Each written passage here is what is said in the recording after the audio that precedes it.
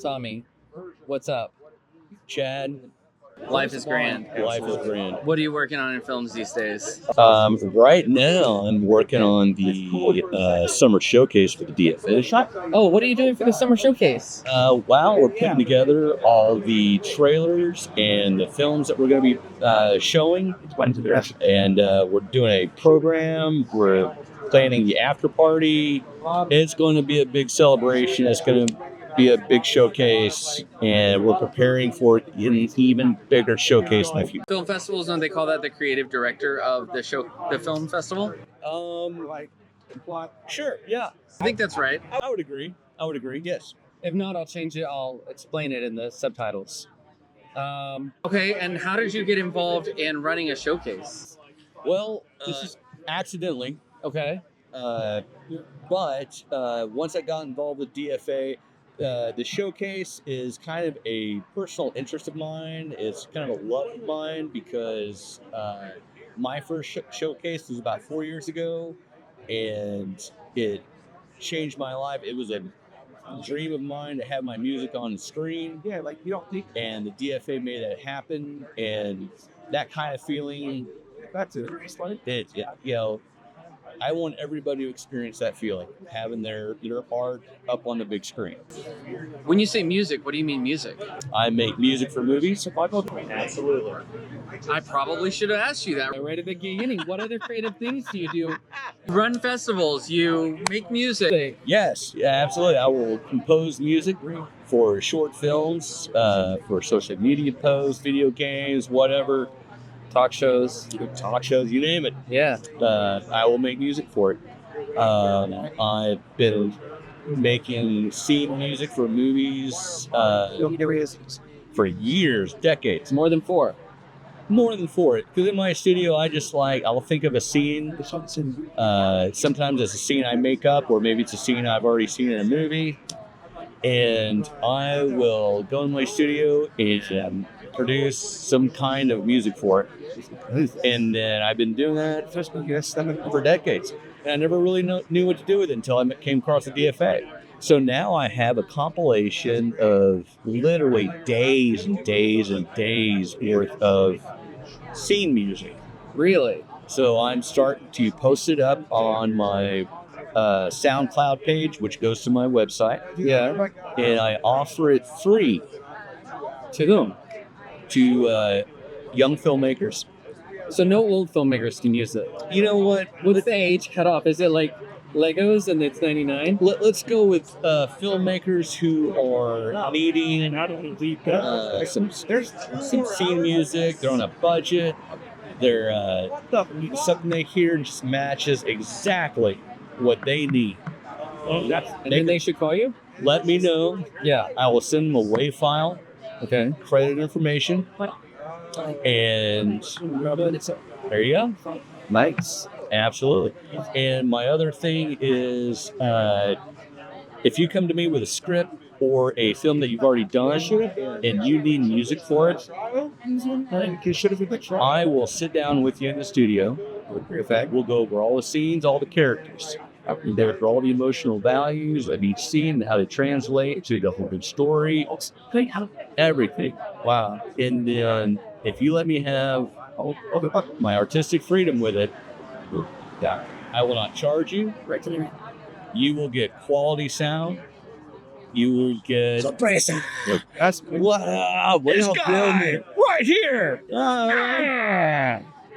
what are we shooting, gang? This is my talk show. Oh, you got to talk shit? Let me get out of here. Yeah, you're gonna be on it. I'm on your talk show now. Well, Finn, you're gonna get your own episode. This is his episode. Hell yeah. Tommy's Yeah. episode, the Tommy episode. All right, I'll get out of here. This guy right here. So music has been the way into film, but you've been involved in music much longer. You didn't just. Oh, I've been pretty much a musician since I can remember as a kid. I've either been pounding on drums, pounding on a piano, pounding on something. You hit hard. I really do. Mezzo forte, as they say in music. But my art form revolves around music, movie music. Music is the sound of your soul. That's what your soul sounds like. Okay. When you watch a movie, you're identifying with the movie. It's your soul identifying with the movie. When you identify, you're relating to a situation. Yeah. And we all have a soundtrack to our lives. Yeah. Every moment, we could put some kind of song to it. That's my job. To put your soul into the music, to put the music into other people's soul. My job is to put the soul of the character, the soul of the creators, Okay. not just the director, but myself. Yeah. I need to look at every aspect of that movie to make sure from top to bottom, every viewer feels every moment of that movie. Right on. That's my job. I've definitely seen like the before and after when we're working on things, and then the music comes in. Especially because I've been on a film that was not a silent picture, but there was limited dialogue, and the music carried the story. And the music kind of keeps you involved, and it communicates to you how to feel about what you're watching. Yes. And even if you could watch a movie and you couldn't remember what the music was, that actually moment, that experience of watching it makes such a big difference. Absolutely. In a really subtle way sometimes. Absolutely. Yeah. And there's times when there's scenes where you think some music might go a certain direction, and then all of a sudden it goes something completely different. It gives a different feeling. When writing or when watching films? When you're watching film, there's some films I'm sure you might come across, and there's some odd music like, wait, Because I'm like, what?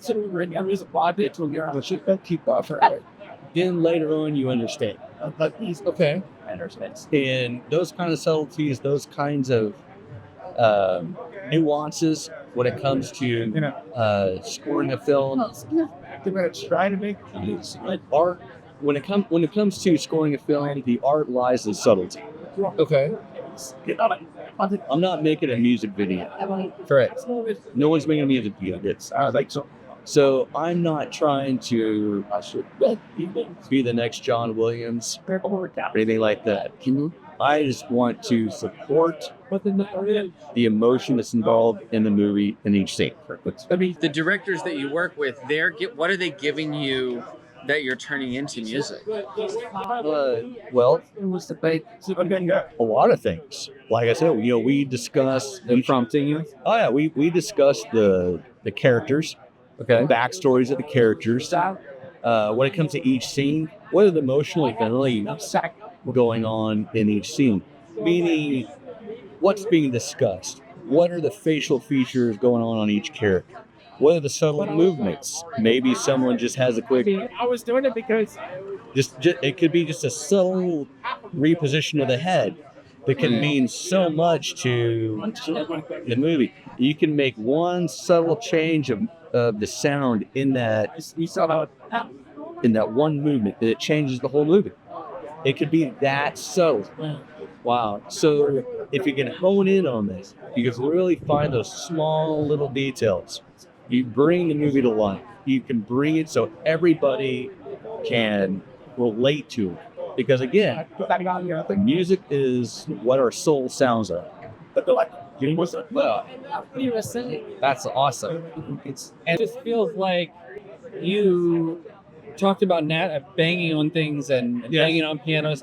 Did you just naturally come to music, or was there like a moment where you said, "Oh, I'm a musician. I'm gonna pursue music"? Yeah, well, no, I was always naturally drawn to music. Okay. I know that for a fact. As far as when I decided to become a musician, that was I would say in my elementary school days. Yeah. I kind of honed in on music as being, now as far as what instrument and all that kind of stuff, that kind of came later, but I knew music at that point was very significant in my life. Yeah. I was always drawn to, whenever the radio was on. My mom, God bless her, she was very much into jazz and a lot of symphonic music. And she and I actually bonded over our love for movie music at a very young age.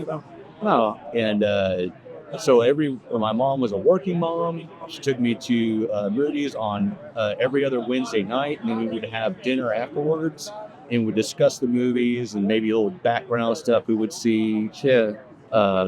But the big thing was the music. We would always discuss the music. And so she really caught me on to noticing that kind of stuff. And once I saw Never Cry Wolf. Never Cry Wolf. I don't know that one. It's a great movie.